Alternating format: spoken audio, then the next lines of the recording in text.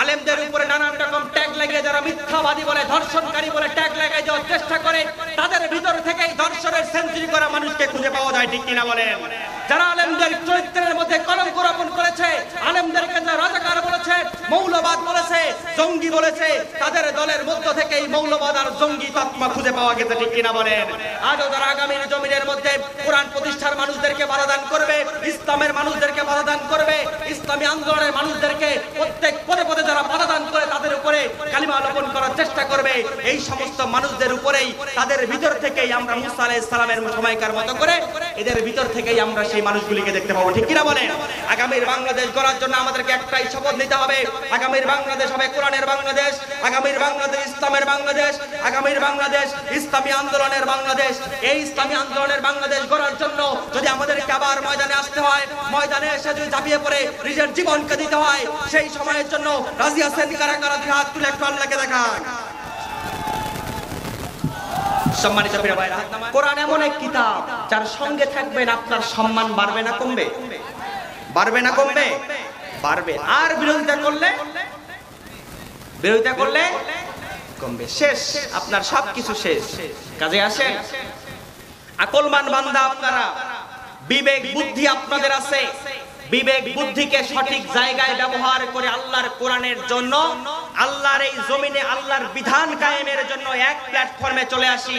এক প্ল্যাটফর্মে যদি আপনি আমি আসতে পারি, আলিয়া কওমি সব ভেদাভেদ ভুলে গিয়ে, সমস্ত দলের সব ভেদাভেদ মতভেদকে ভুলে গিয়ে আল্লাহর এই জমিনের মধ্যে কোরআনের বিধান কায়েম করার জন্য, ইসলামের বিধান, ইসলামের হুকুমত কায়েম করার জন্য ময়দানে যদি আবার ডাক আসে, 24 গণ আন্দোলনের মতো করে যদি আবার ময়দানে আমাদের ডাক আসে, সেই পথে চলতে রাজি আছেন কারা কারা? হাত তুলে আল্লাহকে দেখান। আমরা শুনতে এসেছি কি? কোরআন। এই কোরআন কার কিতাব? জোরে বলেন, কার কিতাব? কোরআনে কোনো ভুল আছে? সন্দেহ সংশয় থাকতে পারে কেন? থাকবেই বা কেন? এই কোরআনকে তো নাজিল করেছে আপনার আমার জীবনের মালিক, আপনার আমার মরণের মালিক। সে রব্বে কারীম কোরআনের শুরুতেই বলছেন, যালিকাল কিতাব লা রাইবা ফি হুদাল লিল মুত্তাকিন। This is the book, the most authentic book in this world, where there is no doubt about it, and it's a guidance for those who are muttaqin. এটা এমন একটি কিতাব যে কিতাবের মধ্যে কোনো ভুল নাই, কোনো ভ্রান্তি, সন্দেহ, সংশয় নাই। যে কিতাবকে যারা অনুসরণ অনুকরণ করবে, আল্লাহ রাব্বুল আলামিন তাদেরকে মুত্তাকি হিসেবে কবুল করবেন। যারা বলেন সুবহানাল্লাহ। আর এই কোরআনের সঙ্গে যদি আপনি থাকেন, কাল কিয়ামতের দিন এই কোরআন আপনার আমার পক্ষে সাক্ষী দেবে। আর কোরআনের বিপক্ষে থাকলে কোরআন আপনার আমার বিপক্ষে গিয়ে সাক্ষী দেবে। ওয়াল কুরআনু হুজ্জাতুল লাকা ওয়া আলাইক। কোরআন আপনার পক্ষে এবং বিপক্ষে দলিল হবে কাল কিয়ামতের দিন। এখন বলেন, কোরআন যদি কিয়ামতের দিন আপনার আমার বিপক্ষে চলে যায়, আপনার আমার ঠিকানা কোথায়? জোরে বলেন, কোথায়? ঠিকানা যদি জাহান্নাম হয়, তাহলে সফলতা না ব্যর্থতা? কথা বলেন, সফলতা না ব্যর্থতা?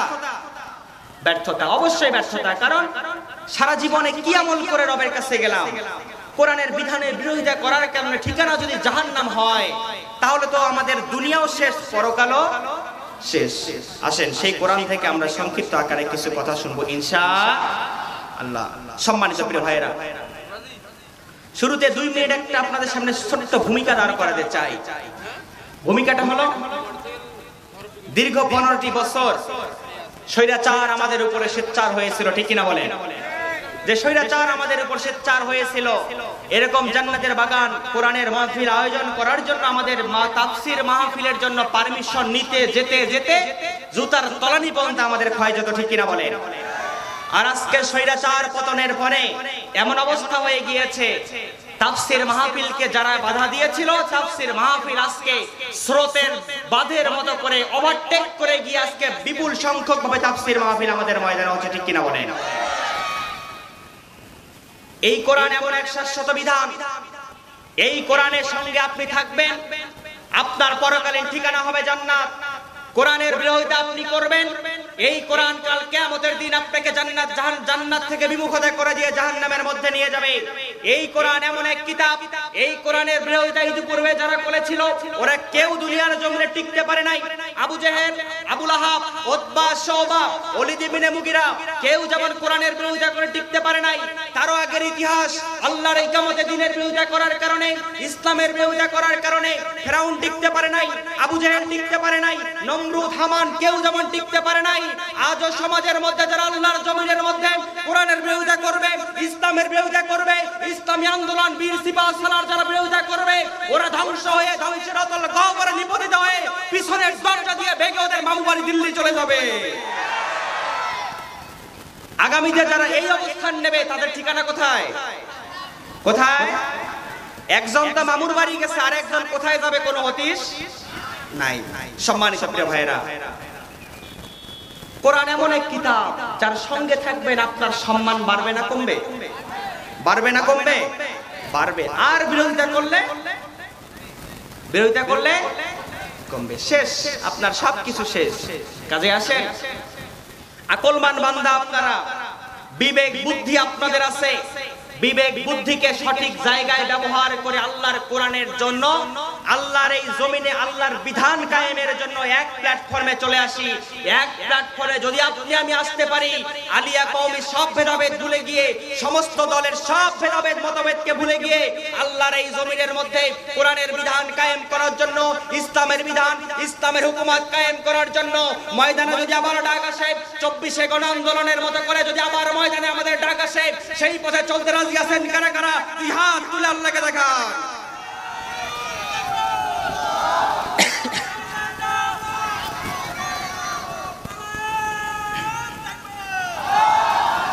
আল্লাহ আমাদের সকলকে কবুল করে, জোরে বলেন আমিন। সম্মানিত প্রিয় ভাইরা, আমরা কোরআন শুনতে এসেছি, আসেন কোরআন থেকে পয়েন্ট টু পয়েন্ট আকারে সংক্ষিপ্ত কিছু কথা হবে ইনশাআল্লাহ। আসেন, শুরুতে একটি বিষয় আপনি আমি জেনে নেই। এই কোরআন আপনার আমার জীবনের জন্য নাজিল হয়েছে আপনাকে আমাকে সঠিক পথের দিশা দেওয়ার জন্য। আর সঠিক পথের দিশা আপনি আমি তখনই পাবো যদি কোরআনকে আপনার জীবনের বন্ধু হিসেবে আমরা গ্রহণ করতে পারি, ঠিক কিনা বলেন? আল্লাহ রাব্বুল আলামিন বলছেন, তাহা মা আনজালনা আলাইকাল কুরআনা লিতাশকা। আল্লাহু আকবার বলেন। আল্লাহ পাক বলছেন তাহা হুরুফে মুকাত্তাত, আল্লাহু আ'লাম বিমুরাদ, এর অর্থ আল্লাহ এবং আল্লাহর রাসূলই ভালো জানেন। মা আনজালনা আলাইকাল কিতাব, আমি কিতাব নবী আপনার উপরে নাজিল করেছি। মা আনজালনা আলাইকাল কুরআন, এই কুরআন আপনার উপরে নাজিল করেছি লিতাশকা, আপনার জীবনের ভাগ্যকে পরিবর্তন করার জন্য। সুবহানাল্লাহ বলেন। কোরআন এসেছে তার মানে আমাদের জীবনের ভাগ্য পরিবর্তন করার জন্য। তার মানে এখান থেকে প্রতীয়মান এটা হয়ে যায় কোরআন আপনার আমার জীবনের জন্য নাজিল হয়েছে আপনার আমার ভাগ্যকে পরিবর্তন করার জন্য। আপনার আমার ভাগ্যকে যদি পরিবর্তন করতে চাই, তার মানে কোরআনের সঙ্গে আপনাকে আমাকে থাকা লাগবে কিনা? কথা বলেন না, লাগবে কিনা? কোরআনের সঙ্গে যদি আপনাকে আমাকে থাকা লাগে, তার মানে এই কোরআনের বিধানকে যদি আপনি আমি নিজের জীবনের জন্য মানতে পারি, তাহলে আপনার আমার জন্য আল্লাহ রাব্বুল আলামিন আপনার আমার পরকালীন জীবনটা সহজ করে দিবেন। সুবহানাল্লাহ বলতে কষ্ট হয়। আপনারা কৃপণ চেনেন? কৃপণ চেনেন না? কিপটা, হার কিপটা চিনেন নাই? লাগবে হে, হার কিপটা কি রকম? এক বড় লোক, তার শরীরের মধ্যে রক্ত প্রয়োজন, এবি নেগেটিভ কিংবা এমন রেয়ার রক্ত যে রক্তটা খুঁজে পাওয়া যায় না সহজে। সেই রক্তটা যখন খুঁজে পেল, দেখতে পেল এক গরিব মানুষ দিন খেটে সে খেতে পায় না ঠিক মতো, সপ্তাহে ভাত এক বেলা খেলে 3 বেলা না খেয়ে থাকে। এই কৃপণকে যখন খুঁজে পেল, তুলে নিয়ে আসা হলো লোকজন দিয়ে। আসার পরে লাভ কি? বললো তোমাকে রক্ত দিতে হবে। বলে আমি জীবনে রক্ত দিব না, খাইতে পারি না ঠিক মতো, রক্ত দিব কিভাবে? এই কৃপণকে যখন বললো তোমাকে রক্ত দিতে হবে, জোর করে যখন এক ব্যাগ রক্ত বের করলো, মালিক তখন রক্ত নেওয়া শেষে 10,000 টাকার একটা চেক হাতে ধরিয়ে দিল। কৃপণ চিন্তা করলো, আরে এক ব্যাগ রক্ত দিলে যদি 10,000 পাওয়া যায়, তাহলে আমি আরো 3 ব্যাগ দিব। এভাবে তখন যে 3 ব্যাগ রক্ত দিয়ে দিল, এখন বলেন তার শরীরে রক্ত আছে না শেষ? শেষ। মালিক তাকে 30,000 টাকার চেক দিয়ে দিল, চলে গেল। বলে যে এক ব্যাগের বিনিময়ে যদি 10,000 পাওয়া যায়, 3 ব্যাগে যদি 30,000 হয়, তাহলে আমি আবার রক্ত দেব। আপনার যখন প্রয়োজন তখনই আমাকে ডাক দিবেন। মূলত লোকটা ছিল কৃপণ। লোকটা কি? কৃপণ। 1 মাস 3 মাস পরে যখন আবার রক্ত লাগার সময় হয়ে গেল, লোকটি ডাক দিয়ে নিয়ে আসলো, ভাই আসো রক্ত দিতে হবে। স্বেচ্ছায় বেচারা বুক খুলে নাচতে নাচতে চলে আসলো রক্ত দেওয়ার জন্য। 1 ব্যাগ রক্ত দেওয়ার পরে মালিক যখন তাকে 10 টাকার নোট দিল, 3টা 2 টাকার নোট ছিঁড়া, তাও আবার 2টা 2 টাকার নোট বাজারে কোনো মতে চলবে কিনা সেটা সেও জানে না। টাকাটা হাতে নিয়ে সঙ্গে তখন বলল, ফাইজলামি করো মিয়া, এর আগে 1 ব্যাগের বিনিময়ে 10,000 দিলা, আর এখন 1 ব্যাগ নিয়ে 10 টাকা যাও, তাও 10 ছিঁড়া টাকার নোট। মালিক তখন বলে, আমি আগে ছিলাম ধনী, আগে ছিলাম বড়লোক, কিন্তু তোমার কৃপণের রক্ত আমার শরীরে যখন ঢুকেছে আমার মনটাও কৃপণ হয়ে গেছে, আমার তোমাকে দেওয়ার মানসিকতাটাও কৃপণ হয়ে গেছে। কাজেই কোরআনের কথা শোনার পরে মুখ দিয়ে জবান দিয়ে আওয়াজ বের হবে না যাদের, সোজা কথায় বুঝে নিতে হবে এরা হলো বোবা শয়তান। অতীত জামানায় যেমন আবু জেহেল, আবু লাহাবের রক্ত বর্তমান সময়ে যাদের শরীরের মধ্যে প্রবাহিত আছে, যারা ইসলামের বিরোধিতা করে, কোরআনের বিরোধিতা করে, ব্লাড টেস্ট করলে দেখতে পারবেন তাদের শরীরের মধ্যে রক্ত আবু জেহেল ফিরআউনদের রক্ত, ঠিক কিনা বলেন? এই অবস্থা যদি তাদের হয়, সেই বোবা শয়তানের রক্ত আপনাদের ভিতরে আছে কিনা এটা আমি বলতে পারবো না। কাজেই একটু জোরে বলেন সুবহানাল্লাহ। কিয়ামতের দিন আমল কম থাকলে আল্লাহ পাক এই জিকিরগুলোর কারণে আপনার উপর দয়া এবং করুণা করে আপনাকে জান্নাতের ফয়সালা দিয়ে দিবেন। সম্মানিত প্রিয় ভাইরা আমার, লিতাশক শব্দের ব্যাখ্যা মুফাসসির কেরামগণ এই লিতাশক শব্দের ব্যাখ্যার মধ্যে লিখেছেন, এই কোরআন নবী তোমাদের উপরে তোমাদের জীবনের অভাবকে দূর করে দিবে, তোমাদের ভাগ্যকে পরিবর্তন করে দিবে। এখন বলেন তো দেখি, কোরআন যদি আপনার আমার ভাগ্য পরিবর্তন করে দেয়, তাহলে এই কোরআনের সঙ্গে থেকে এই কোরআনের বিধান এই জমিনের মধ্যে কায়েম করার দরকার আছে না নাই? এই কোরআনের বিধান যদি কায়েম করার দরকার হয়, এই কোরআন দিয়ে পরিবার চলবে, সমাজ চলবে, এলাকা চলবে, রাষ্ট্র চলবে। এই কোরআন দিয়ে আমরা আগামীর সংসদ গঠন করতে চাই, এই কোরআন দিয়ে আমরা আগামীর বাংলাদেশ গড়তে চাই। আগামীর বাংলাদেশ আমরা বিনির্মাণ করার জন্য আমরা সব শাসন দেখেছি, আমরা আরেকটিবারের জন্য আল্লাহর কোরআন দিয়ে খলিফা ওমরের মতো করে এই বাংলার ভূখণ্ড চালাতে চাই। আল্লাহর নবী সাল্লাল্লাহু আলাইহি ওয়াসাল্লাম মক্কা থেকে হিজরত করে মদিনায় চলে যাচ্ছেন। যাওয়ার সময় আল্লাহর নবী সাল্লাল্লাহু আলাইহি ওয়াসাল্লাম মাতৃভূমির দিকে বারবার পিছন ফিরে তাকায় আর আল্লাহর কাছে দোয়া করে, অকুন রব্বি আদখিলনি মুদখালা সিদকিন ওয়া আখরিজনি মুদখালা সিদকিন ওয়াজআলনি মিন লাদুনকা সুলতানান নাসিরা। আল্লাহ রাব্বুল আলামিনের কাছে দোয়া করে, আয় রব্বে কারীম, আল্লাহ কল্যাণের সাথে আমাকে তুমি মদিনার জমিনে প্রবেশ করাও, আবার কল্যাণ নিয়ে তুমি বের করাইও, এবং আল্লাহ পাক আপনি আমার জন্য একটি সুলতান আর নাসির, তার মানে আপনি আমাকে সাহায্যকারী দান করুন। তার মানে আল্লাহর নবী আল্লাহর কাছে চাইলেন নির্বাহী আদেশ, তার মানে ক্ষমতা। কি চাইলেন? কি চাইলেন? ক্ষমতা।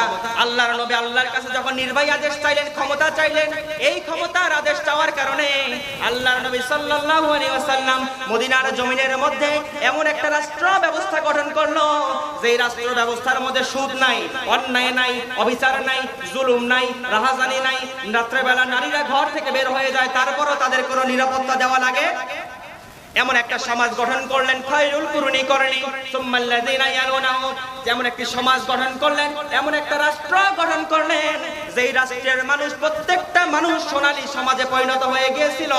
আজও যদি সেই কোরআন প্রতিষ্ঠার জন্য, সেই রাষ্ট্র কায়েম করার জন্য সেই সোনালী যুগকে ফিরে আনা আমাদের প্রয়োজন হয়, এখন বলেন তো দেখি আমাদের কোরআনের সঙ্গে থাকার দরকার আছে না নাই?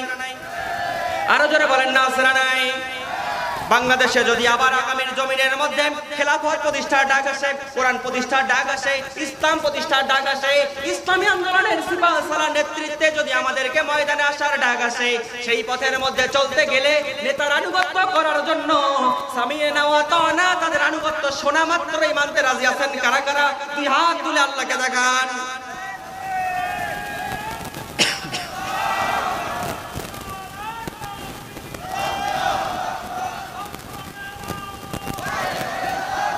সম্মানিত প্রিয় ভাইরা, এই কোরআনের সমাজ যদি আমাদের এলাকার মধ্যে প্রতিষ্ঠিত হয়ে যায়, রাষ্ট্রে প্রতিষ্ঠিত হয়ে যায়, মানুষেরা কি রকম সুযোগ সুবিধা পেতে পারে? এই খেলাফত যদি প্রতিষ্ঠিত হয়ে যায়, সুযোগ সুবিধা কি হতে পারে? আসেন কোরআন থেকে জেনে নেই। আল্লাহ রাব্বুল আলামিন বলছেন, ওয়ালাউ আন্না আহলাল কুরআন আমানুত্তাকাউ লাফাতাহনা আলাইহিম বারাকাতিম মিনাস সামাই ওয়াল আরদ। আল্লাহু আকবার বলেন। আল্লাহ তাআলা বলছেন, তোমরা যদি কোরআন দিয়ে এলাকা, সমাজ, রাষ্ট্রকে পরিচালনা করতে চাও, ও বান্দা, শর্ত দুইটা, ঈমান, তাকওয়া এবং কোরআন। এই দুইটার ভিত্তিতে যদি সমাজ এবং রাষ্ট্র পরিচালনা করো, আমি রব্বে কারীম ঘোষণা দিয়ে দিলাম, তোমাদের জন্য আসমান আর জমিনের রহমতের দরজাগুলো খুলে দেব। আরো জোরে বলেন না সুবহানাল্লাহ। রহমতের দরজা কিভাবে খুলবে? রাষ্ট্রপ্রধান যদি তাগুতি শক্তির অনুসরণ অনুকরণ করে, বাতিল শক্তির অনুসরণ অনুকরণ করে, সেই দেশে রহমত আসার কোনো সুযোগ নাই, ঠিক কিনা বলেন? যে ইমানুয়েল ম্যাক্রো ফ্রান্সের মধ্যে আমার রাসূলকে কটূক্তি করা হয়েছিল, রাসূলের ব্যঙ্গাত্মক চিত্র প্রদর্শন করেছিল ফ্রান্সে, তৎকালীন সেই সময়ের মধ্যে যে ইমানুয়েল ম্যাক্রোর সঙ্গে গালে গাল লেগে যে নিজের স্বার্থ হাসিল করতে পারে, এই রাষ্ট্রপ্রধানের দ্বারা আমাদের দেশে আল্লাহর রহমত আসার প্রশ্নই আসতে পারে না, ঠিক কিনা বলেন?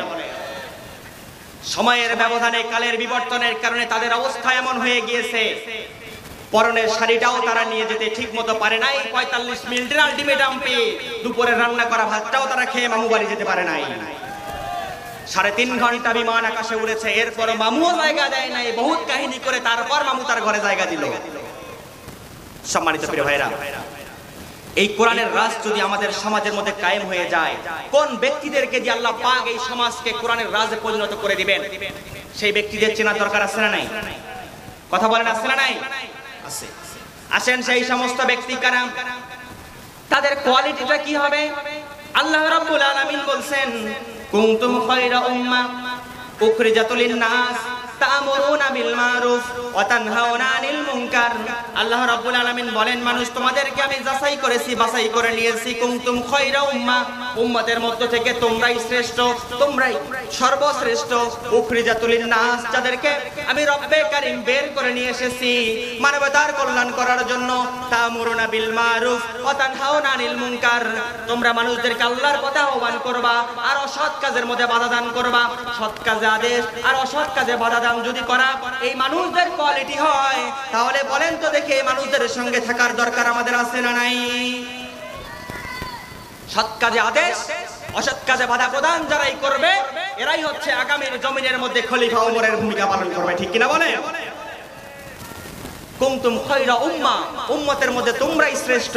আর এই শ্রেষ্ঠ জাতি হয় যারা কোরআনের পক্ষে থাকতে গিয়ে আমৃত্যু কারাদণ্ড বরণ করে। তারা এই শ্রেষ্ঠ জাতি হয় যারা কোরআনের পক্ষে থাকতে গিয়ে মানবতার জীবন যাপন করে, আয়না ঘরে জীবন যাপন করে। তারা কোরআনের পক্ষে থাকে যারা, শ্রেষ্ঠ মানুষ হয় যারা এদেরকে নির্বিচারে হত্যা করে। গোটা দুনিয়ার জমিনের মধ্যে সবচেয়ে নৃশংস হত্যাকাণ্ডের বর্ণনা তাদেরকে দিয়ে এই জমিনে দেখানো হয়, ঠিক কিনা বলেন? কোরআনের ধারক বাহক হওয়ার কারণে, জালিম হওয়ার কারণে কি পরিমাণ জালিম তারা হয়ে গিয়েছে চিন্তা করে দেখেন। হাস্যোজ্জ্বল একটা মানুষকে কারাগার থেকে বের করে নিয়ে আসার পরে সেই মানুষটাকে ক্লিনিক্যাল ডেথের মাধ্যমে পৃথিবী থেকে বিদায় করে দিয়েছে ইনজেকশন পুশের মাধ্যমে।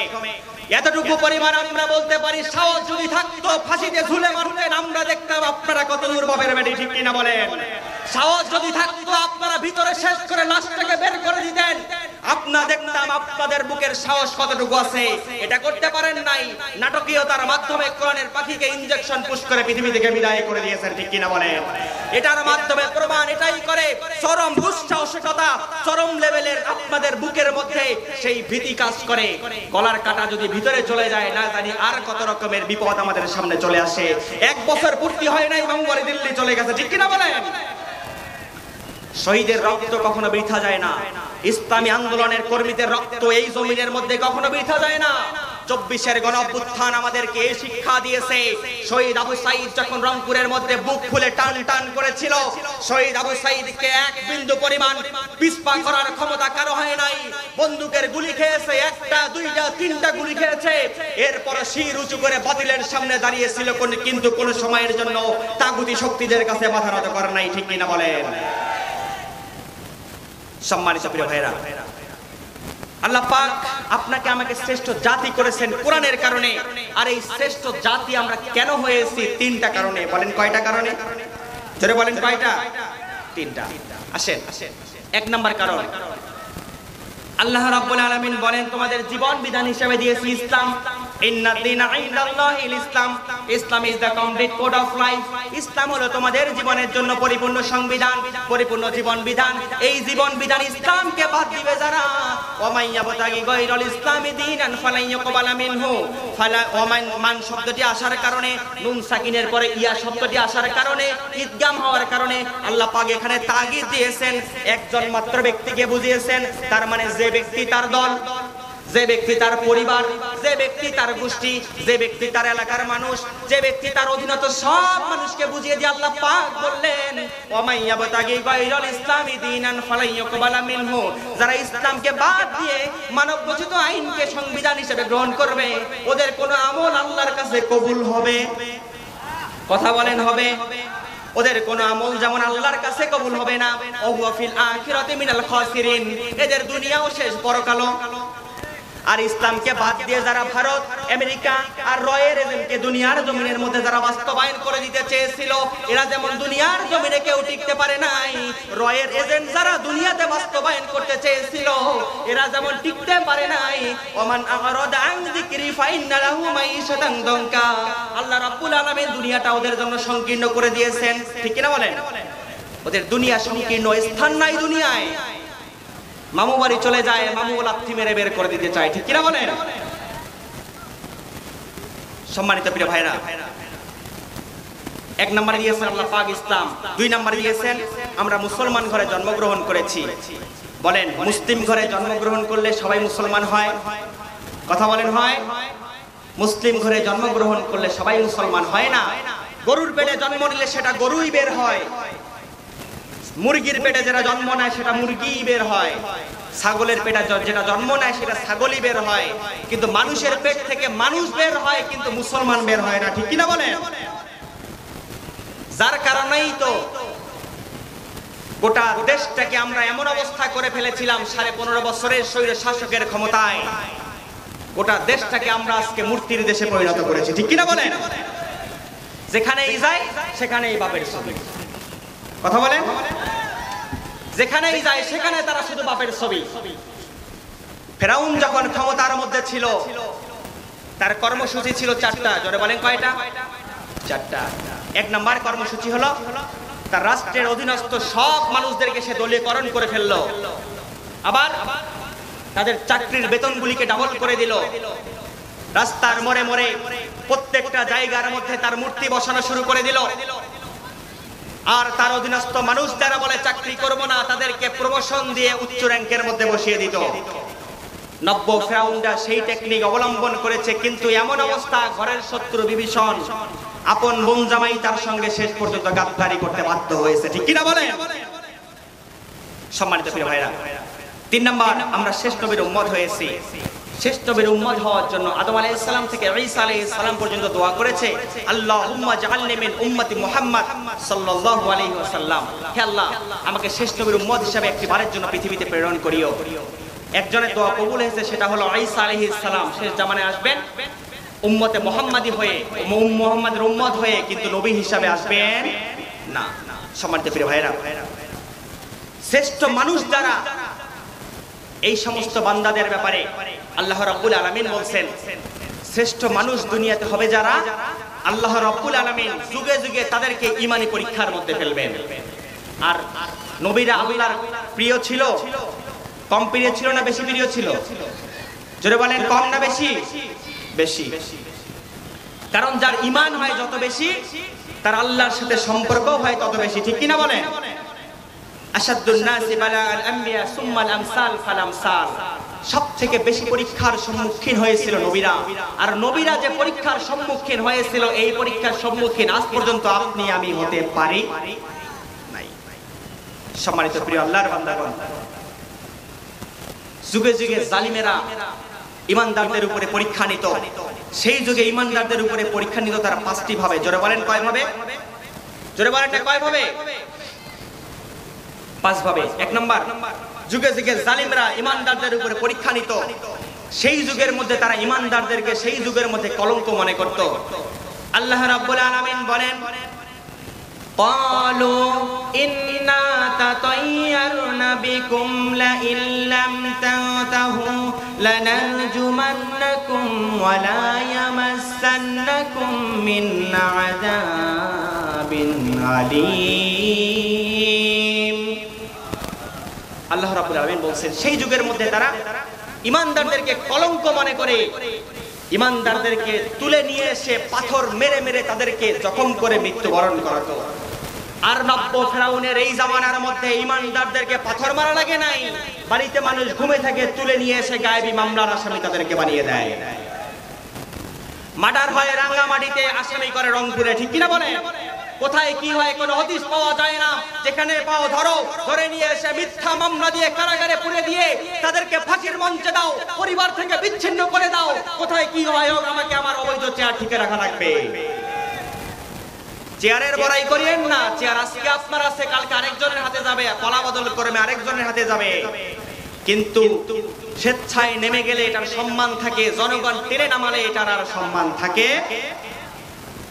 সম্মানিত প্রিয় ভাইরা, সেই যুগের মধ্যে তারা ঈমানদারদেরকে কলঙ্ক মনে করত। আজও তারা কলঙ্ক মনে করে, কিন্তু ভাষাটাকে পরিবর্তন করে। তারা তাদেরকে বলে, ঈমানদারদেরকে নিয়ে বলে, ঈমানদাররা, মৌলবীরা তোমরা দেশের মধ্যে থাকবা, দেশ চালাবা, স্বপ্ন তোমরা দেখিও না। তোমাদেরকে রাজাকার ট্যাগ দিব, মৌলবাদ ট্যাগ দিব, জঙ্গি ট্যাগ দিব, এরপরও তোমাদেরকে আমরা মাথা উঁচু করে দাঁড়াতে দিতে পারবো না। এই চিন্তা যারা যত করেছে এই জমিনের মধ্যে টিকতে পারে নাই। আলেমদের উপরে মিথ্যা ধর্ষণের মামলা তারা দিয়েছে। তাদের দলের মধ্য থেকেই জাহাঙ্গীরনগর বিশ্ববিদ্যালয়ে জসিমউদ্দিন মানিককে ধর্ষণের সেঞ্চুরি করে তাকে বুক খুলে মিষ্টি বিতরণ করতে খুঁজে পাওয়া যায়। কোরআন দিয়ে যদি আজকে আমরা বিচার ফয়সালা করতে পারতাম, জসিমউদ্দিন মানিকের ধর্ষণের মামলার বিচার আমরা এই বাংলায় পেতাম, ঠিক কিনা বলেন? কোরআন দিয়ে যদি বিচার ফয়সালা করতে পারতাম, বুয়েটের মেধাবী ছাত্র আবরার ফাহাদকে নৃশংসভাবে হত্যাকাণ্ড এই জমিনে আমরা দেখতে পেতাম না। কোরআন দিয়ে বিচার ফয়সালা করলে নুসরাতকে আগুন দিয়ে পুড়ে মারার মতো নৃশংস হত্যাকাণ্ড আমরা চোখের সামনে দেখতে পেতাম না। কোরআন দিয়ে বিচার ফয়সালা করলে তনু হত্যার বিচার আমরা এই বাংলার ভূখণ্ডে পেতাম, ঠিক কিনা বলেন? আজকে থেকে 1 মাস কিংবা 25 দিন আগের ঘটনা, 67 বছরের মহিলাকে ধর্ষণ করেছে জানোয়ারগুলি। কোরআন দিয়ে বিচার ফয়সালা করলে এদের বিচার আমরা এই বাংলায় পেতাম, ঠিক কিনা বলেন? কোরআন দিয়ে বিচার ফয়সালা করলে 90% মুসলমানের দেশের মধ্যে ইসলামের সৈনিকদেরকে যারা ফাঁসির মঞ্চে দিয়েছে বিনা বিচারে, তাদের বিচার আমরা এই বাংলার ভূখণ্ডে পেতাম, ঠিক কিনা বলেন? কোরআন দিয়ে বিচার ফয়সালা করলে শহীদ মতিউর রহমান নিজামীকে যারা হত্যা করেছে তাদের হত্যার বিচার আমরা এই বাংলার ভূখণ্ডে পেতাম, ঠিক কিনা বলেন? কোরআন দিয়ে বিচার ফয়সালা করলে আলী আহসান মুজাহিদকে যারা হত্যা করেছে তাদের বিচার আমরা এই বাংলায় পেতাম। কোরআন দিয়ে বিচার ফয়সালা করলে আল্লামা সাইদিকে যারা হত্যা করেছে তাদের হত্যার বিচার আমরা এই বাংলায় পেতাম, ঠিক কিনা বলেন? আগামীর সরকার যেই ক্ষমতায় আসবে আমাদের একটাই আহ্বান, আর যাই হোক ইসলামী আন্দোলনের নেতাদেরকে যারা নিরাপরাধে নিবৃতে নিয়ে গিয়ে ফাঁসির মঞ্চে ঝুলিয়েছে তাদের বিচার আমরা বাংলার জমিনে দেখতে চাই। কারা কারা দেখতে চান দুই হাত তুলে আল্লাহকে দেখান।